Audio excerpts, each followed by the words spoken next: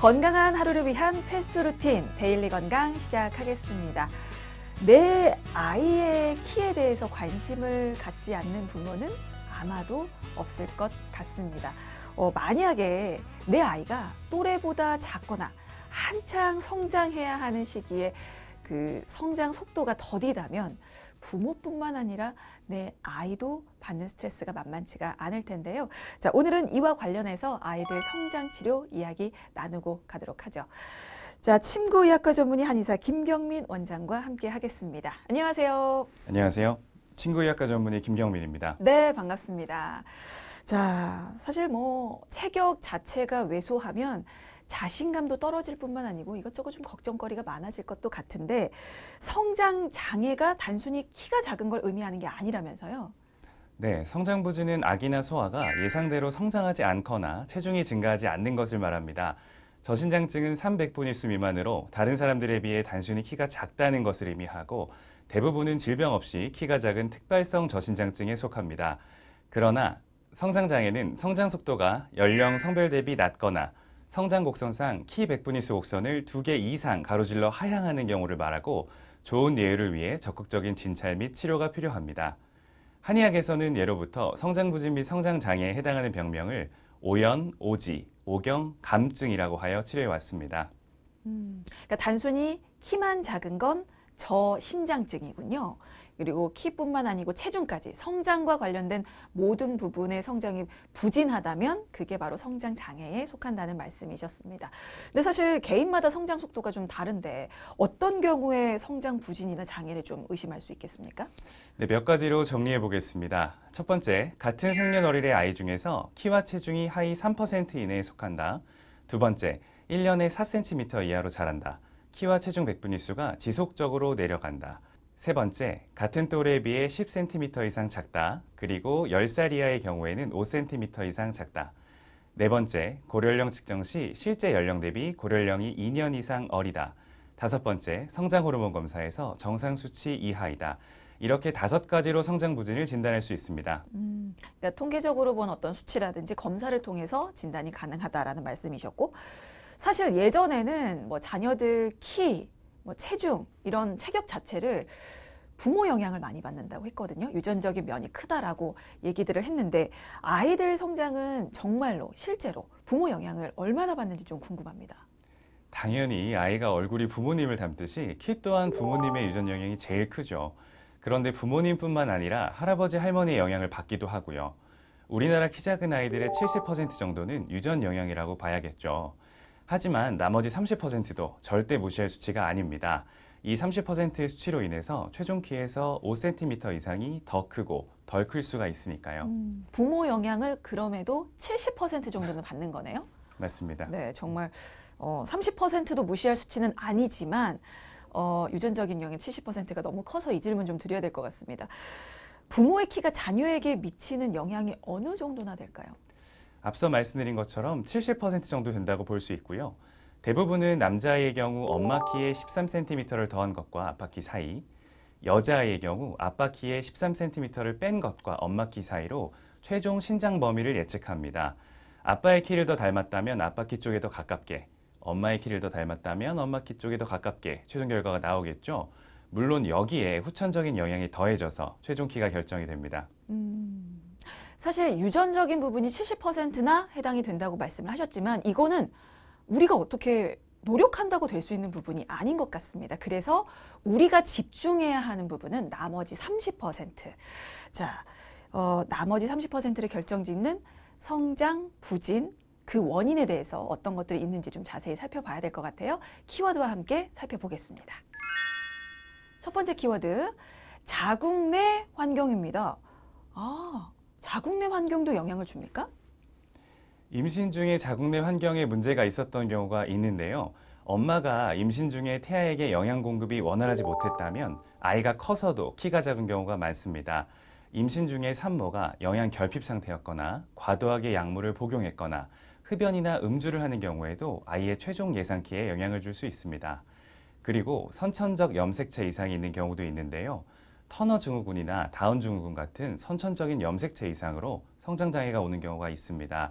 또 골격 형성에 이상이 있는 연골 무형성증, 고령성 부전증과 같은 질환을 앓을 경우 긴 뼈의 성장이 일어나지 않아 매우 작은 키와 비정상적인 신체 비율을 보이게 됩니다. 신기하네요. 엄마 뱃속에 있을 때부터 아이들 성장에 영향을 받는군요. 알겠습니다. 자, 그러면 이렇게 선천적인 경우 외에 또 성장 부진의 원인 어떤 것들이 더 있습니까? 영양결핍, 음식물 흡수 장애가 가장 흔한 원인입니다. 그리고 만성적인 질환이 있는 경우도 그러한데요. 만성적인 설사, 만성 신부전증, 만성 폐질환, 만성 알레르기 질환, 내분비 질환 등으로 영양이 결핍되거나 성장 지연이 일어나게 됩니다. 그 만성적인 질환이 이런 성장 부진에 영향을 미치는 건 만성 질환 자체가 어떤 수면의 질 같은 것과 연관을 미치기 때문입니까? 지금 질문 주신 상황에서 말씀을 드리면 그 알레르기 비염 같은 만성 질환을 앓을 경우에 아이들이 코로 숨 쉬는 것이 자연스럽지 않아서 입을 벌리고 자게 되고 그러면 입도 건조해지고 자연스럽게 수면의 질이 떨어지게 되기 때문에 좋은 수면을 못하기 때문에 당연히 성장에 불리할 수밖에 없겠죠. 만성 질환 자체가 성장에 영향을 미치는 건 아니네요. 그러니까 질환 자체가. 그로 인해서 발생되는 어떤 환경 자체, 나의 습관 자체, 태도 자체 때문에 이게 성장에 영향을 미치는 거군요. 근데 또 영양분 흡수에는 불리한 그런 만성 질환도 있기 때문에 딱 어떻다라고 말하기는 어렵고 근데 말씀 주신 부분도 충분히 일리가 있는 것 같습니다. 알겠습니다.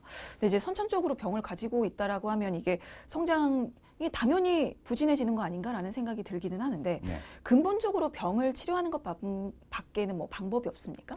아무래도 당연하죠. 그렇기 때문에 잔병 치레를 하지 않도록 면역력을 길러주기 위한 꾸준한 관리와 치료를 해야 하고 필요한 경우에는 성장 호르몬이나 갑상선 호르몬 등이 처방되기도 합니다.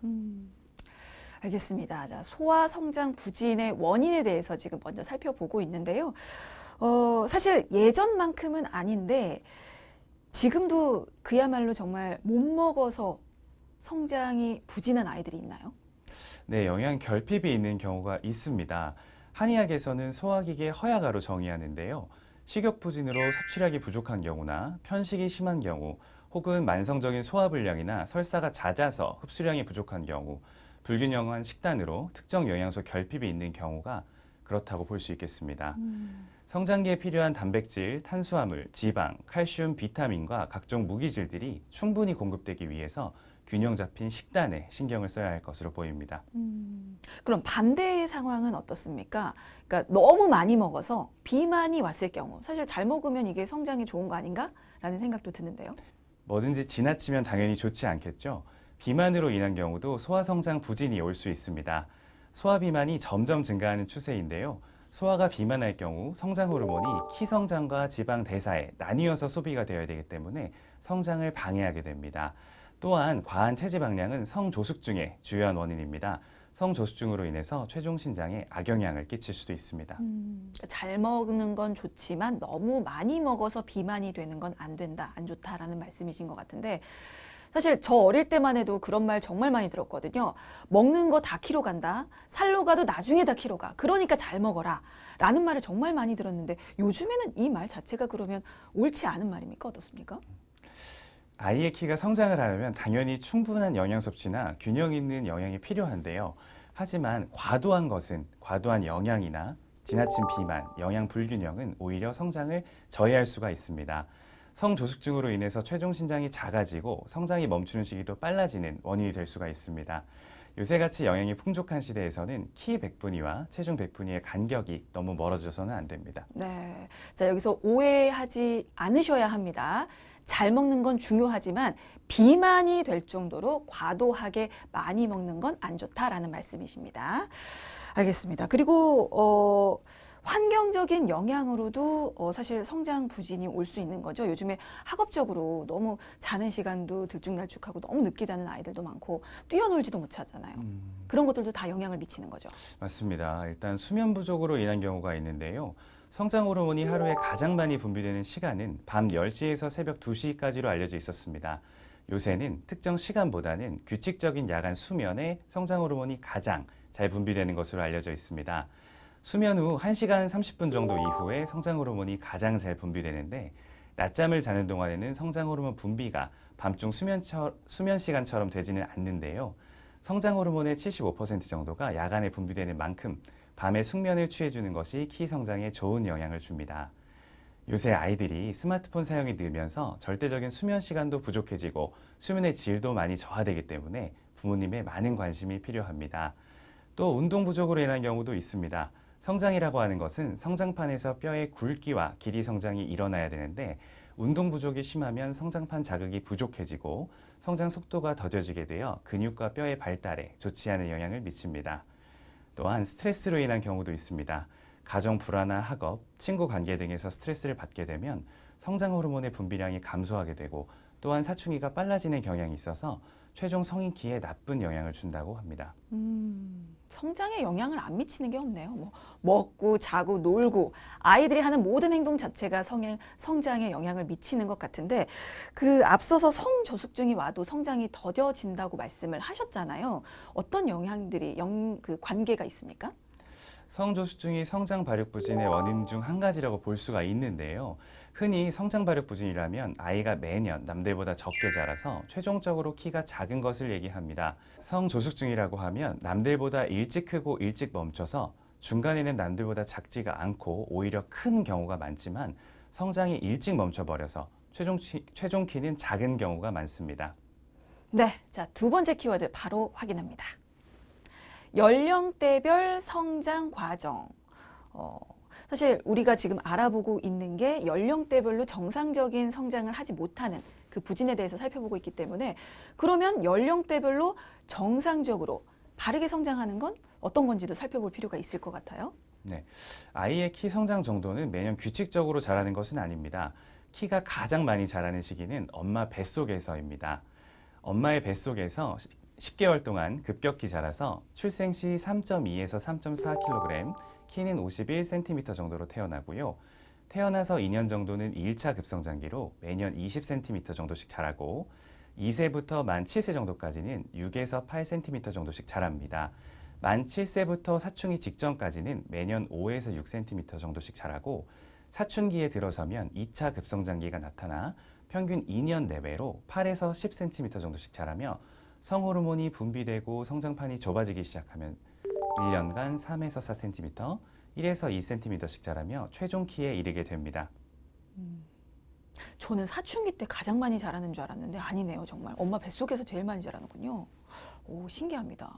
그러면 이렇게 정상적으로 성장을 잘 하기 위해서는 연령대별로 어떤 관리들이 좀 필요할까요? 아이들이 자라고 성장할 때는 역시 영양 섭취나 운동, 수면 모든 부분이 중요합니다. 하지만 연령대별로 이러한 요소 중에 중요한 부분이 조금씩은 다릅니다.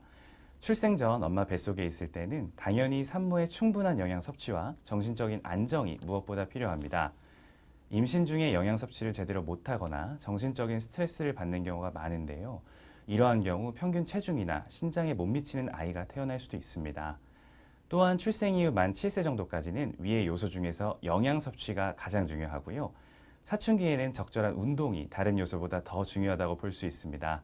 그런데 요즘은 사춘기 이전부터 아이들이 학원, 학업 등으로 바쁘다 보니까 운동을 할 수 없는 경우가 너무나 많은데요. 이럴 경우에 성장도 저하되고 성장판도 빨리 닫히고 키가 작아지는 경우도 많습니다. 아이가 또래보다 작다면 매년 키와 체중을 측정하고 기록하여 아이의 성장 상태를 자주 체크하는 것이 반드시 필요합니다. 네. 자, 그렇다면 어떻게 치료할 수 있느냐 궁금하실 것 같아서 바로 치료법 좀 알아볼 텐데요. 사실 성장 치료를 하기 위해서는 그 성장판이 중요하다는 얘기를 많이 하는 것 같아요. 많이 들었거든요. 성장판이 정확히 어떤 건지부터 좀 설명을 들어볼까요? 성장판이란 쉽게 말하면 뼈 끝부분에서 뼈가 자라서 뼈의 길이와 굵기가 커지고 늘어나는 장소를 얘기합니다. 주로 팔, 다리 등 길게 생긴 모양의 뼈 끝부분에서 성장이 일어나는 부분을 말하는데요. 손가락, 발가락, 손목, 팔꿈치, 어깨, 발목, 무릎, 골반 등 다양한 부분에 다 있고요. 연골로 만들어져 있어서 성장판 뼈 끝에 있는 연골이라고 하여 골단연골이라고 하기도 합니다.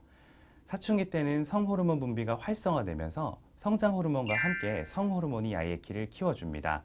키가 급성장하다가 어느 순간 성장판이 닫히기 시작하는데 이때 성장판을 닫히게 만드는 것 역시 성호르몬입니다. 통계적으로 성호르몬 분비가 늘고 2에서 3년 정도 지나면 성장판이 완전히 닫힙니다. 대부분의 경우 여자아이는 초경이 시작되고 남자아이는 수염이 나거나 변성기가 오는 등 2차 성징이 나타나는 사춘기를 지나서 성호르몬 분비가 있은 후 2에서 3년이면 성장판이 닫혀 키의 성장이 멈추는 것입니다. 이때가 남자는 고등학교 1, 2학년, 여자는 중학교 2, 3학년 무렵입니다.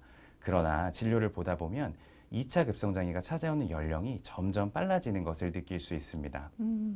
지금 사진을 보시면 아시겠지만 확연하게 차이가 납니다. 그러니까 성장판이 열려 있으면 그 뼈 사이사이가 틈이 굉장히 벌어져 있거든요. 근데 닫힌 성장판을 보면 틈이 거의 보이지가 않습니다. 이런 성장판 검사는 어떻게 하는 거죠?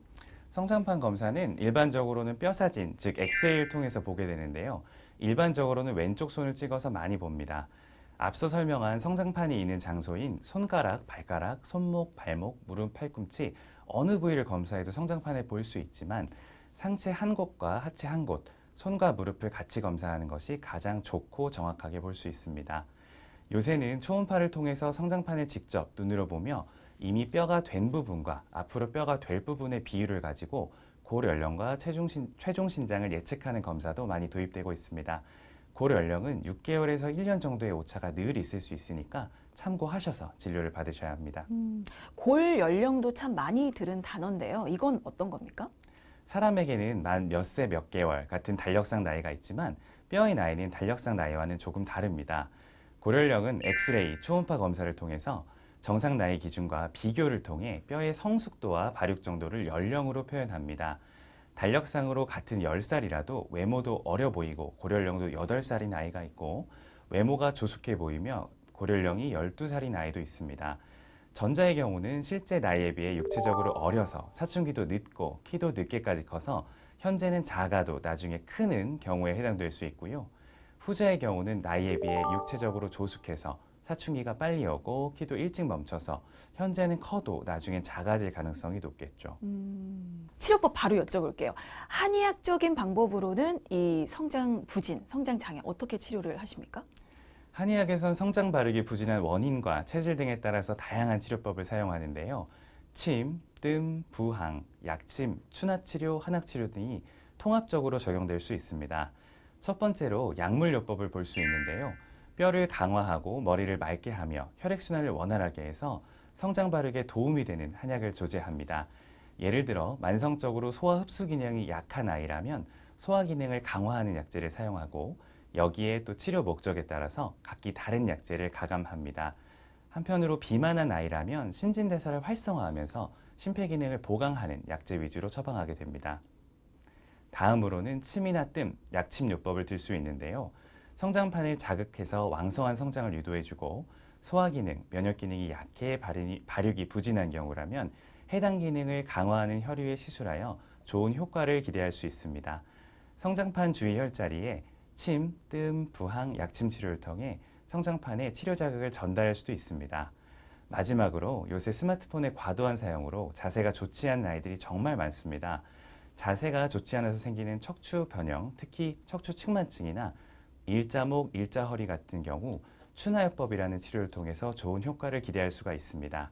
추나요법과 함께 자세를 유지하는 생활관리가 잘 된다면 숨어있는 키도 찾아낼 수 있습니다. 한의학적 치료의 장점이라면 사람마다 키 성장이 부진한 많은 원인들이 있을 텐데 각기 다른 원인에 따라 맞춤 치료를 해줄 수 있고 성장 발육 부진과 동반된 질환이 있을 경우에 이러한 질환을 같이 치료해 주어 아이의 성장 잠재력을 최대로 끌어내어 건강하고 균형 있는 성장을 유도해 준다는 것입니다. 네, 그러니까 뭐 한약만 먹거나 침만 맞거나 뭐 뜸만 들이거나 한 가지 방법으로 치료할 수 있는 게 아니고 종합적으로 치료가 이루어져야 될 것 같습니다. 근데 이제 궁금한 건 한약재 빼놓을 수가 없는데 이렇게 성장 발육 부진에 도움이 되는 한약재들은 어떤 것들이 좀 있을까요? 몇 가지 대표 약재를 말씀드리면 오가피, 산조인, 백출 등을 들 수가 있겠는데요. 오가피는 뼈를 강화시켜주는 역할을 하고요. 산조인은 머리를 맑게 해주고 신경의 긴장을 해소해서 수면의 질을 높이면서 성장 호르몬 분비 증대에 도움을 줄 수 있습니다. 그리고 백출은 소화 기능을 강화시켜서 영양분의 흡수 효율을 높이는 역할을 할 수 있습니다. 사실 이 성장 부진을 해결할 수 있는 방법이 한 가지가 아니고 여러 가지가 있는데 그 중에서 한의학적인 방법으로 치료를 하면 어떤 장점들이 있는지도 좀 알려주실까요? 네. 한의학적인 치료의 장점은 정말 많은데요. 첫 번째로는 안전하고 부작용이 거의 없는 방식이라는 것입니다. 두 번째로는 아이의 성장 부진의 원인을 찾고 체질을 개선해서 키 성장도 돕지만 전체적으로 몸을 건강하게 만들어준다는 것입니다. 성장 발육이 부진한 원인을 찾아서 거기에 맞는 치료를 하고 아이의 성장 잠재력을 끌어내서 키 성장을 하기에 가장 좋은 몸 상태를 만들어줍니다. 또한 성장 발육 부진의 원인이 될 수 있는 질환을 찾아 치료해 줌으로써 건강 또한 증진시켜 줄 수 있습니다. 세 번째로는 정말 중요한데요. 균형 있는 성장을 말씀드릴 수 있습니다. 성장이라는 단어 자체는 키와 체중, 내부 장기의 크기와 기능의 성장을 말하는데 아이마다 가지는 체질적인 특징에 따라서 특정 기능은 지나치게 발달하고 특정 기능은 약한 아이들이 많습니다. 한의학적인 치료를 통해서 아이의 체질적인 약점을 보완해서 균형 잡힌 성장을 할 수 있게 도와줍니다. 네, 알겠습니다. 자, 이번에 세 번째 키워드 바로 확인하겠습니다. 성장 부진에 대한 오해와 진실. 사실 요즘에 카더라 정보 정말 많이 돌아다니고 있기 때문에 저희가 전문가를 모셨으니까 이 시간 활용해서 이게 잘못 알고 있는 정보인지 아니면 사실인지 분명하게 알려드리겠습니다. 자, 먼저 확인해 볼 정보는요. 우유를 많이 먹어야 키가 큰다. 이 내용은 사실입니까? 아니면 오해를 하고 있는 건가요? 사실 이 내용은 사실도 거짓도 아니라고 봐야 합니다. 왜냐하면 우유에는 성장에 필요한 각종 단백질과 칼슘 같은 무기질이 많이 함유되어 있습니다. 성장에 필요한 영양분을 쉽게 섭취할 수 있는 꼭 필요한 식품이죠. 그런데 어떻게 먹느냐가 가장 중요하겠습니다. 무조건 많이 먹는 것이 좋은 것은 아니고요. 초등학교 고학년 기준으로 하루에 400ml, 즉 아침에 한 팩, 저녁에 한 팩 정도가 적당하고요. 너무 많이 마시면 흡수도 다 안 될 뿐더러 생각보다 많은 지방을 섭취하게 되니까 적당량을 마시는 것이 중요합니다. 그리고 만약 유당불내증 등으로 우유만 먹으면 배가 아프고 설사를 하는 경우에는 유당불내증에 도움이 되는 우유를 먹거나 낮에 덜 차갑게 해서 마시는 것이 좋겠습니다.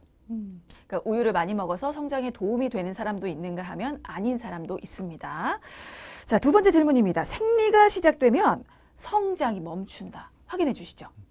여자의 경우 초경이 시작되면 성장이 멈춘다는 생각에 부모님들께서 성장을 돕는 것을 포기하는 경우들이 있더라고요. 하지만 꼭 그렇지만은 않으니까 절망하고 포기할 일이 아닙니다. 생리가 시작됐어도 성장판은 일정 기간이 지난 후에 닫히는 경우가 많기 때문에 이 시기를 잘 관리해 줄 필요가 있습니다. 단, 성장을 위한 시간이 아주 여유 있지는 않아서 집중적인 관리가 필요할 겁니다. 그렇기 때문에 여자아이의 경우에는 가장 효과적인 성장 치료 시기는 초경이 시작되기 전이라기보다는 가슴 몽우리가 잡히는 시기입니다. 남녀 모두 성장판이 닫혀갈수록 성장 치료의 효과가 떨어지게 되므로 또래 아이들보다 작고 허약하다면 미루지 말고 적극적인 치료를 하는 것이 반드시 필요합니다. 네, 자, 확인해봐야 할 마지막 질문 바로 드리겠습니다. 성장통은 키가 많이 크는 아이들만 나타난다. 이건 진실입니까? 오해입니까? 이 부분은 사실 성장통에 관한 이해가 부족한 데서 오는 질문입니다. 성장통과 성장은 직접적인 연관은 없는 것으로 밝혀져 있습니다. 성장통은 성장이 진행되면서 뼈와 인대, 주위 근육의 장력이 가해지게 되고 뼈가 자라는 속도를 근육 인대가 쫓아가지 못해서 발생하는 것으로 추측됩니다. 성장통은 뼈의 길이 성장이 많이 진행되는 무릎, 발목 이하 주변으로 많이 나타나고 지속적이기보다는 간헐적으로 야간에 많이 나타납니다. 여기에 당일 운동을 많이 해서 근육이 피로했다면 성장통의 근육통이 더해져서 종아리 쪽으로 통증이 더 심해지게 되는 것이지요. 활동량이 많았던 날 이러한 통증을 더 많이 호소하는 경우가 많습니다. 성장통은 키 성장이 많은 해에 나타날 확률이 높지만 여러 상황이 영향을 주기 때문에 키가 크려고 성장통이 있는 거야 라는 말은 정확하다고 보기 어렵습니다. 맞아요. 사춘기 때 아이들이 아프면 그 성장통이야 라고 얘기하는데 반드시 크려고 나타나는 그런 통증은 아닐 수도 있다라는 말씀이셨습니다. 알겠습니다. 자, 이렇게 성장 치료에 대해서 저희가 이야기 나눠봤는데요. 사실 내 아이 잘 크고 있나? 더 클 수 있나? 얼마나 클까? 불안하시고 초조하시고 걱정하시는 부모님들 참 많으신데 그런 분들께 마지막으로 한 말씀 좀 남겨주신다면요.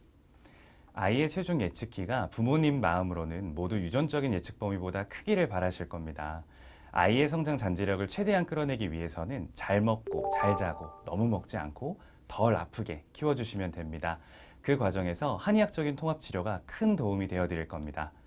아이의 최종 예측기를 최대한 바꾸기 위해서는 성장과 관련된 진료와 관찰은 일찍 시작할수록 좋습니다. 한의학적인 성장치료에서 가장 중요한 것은 타이밍입니다. 키를 가장 많이 바꿀 수 있는 시기에 치료를 시작하는 것이 가장 중요하니 주기적으로 키와 고령령을 체크하면서 아이의 평생 성장 곡선에서 현재의 위치를 계속 체크해 주는 것이 필요합니다. 네, 이야기 잘 들어봤습니다. 요거는 좀 하나 확실하게 말씀을 드리고 가야 될 것 같습니다. 자라나는 아이들에게 이 성장 치료가 필수는 아닙니다. 하지만 내 아이의 키에 대해서 불안이 있거나 걱정이 된다면 한 가지 방법으로 성장 치료가 있다는 것 말씀을 드리면서 이 시간 마무리 짓도록 하겠습니다. 자, 지금까지 한의사 김경민 원장이었습니다. 말씀 고맙습니다. 감사합니다.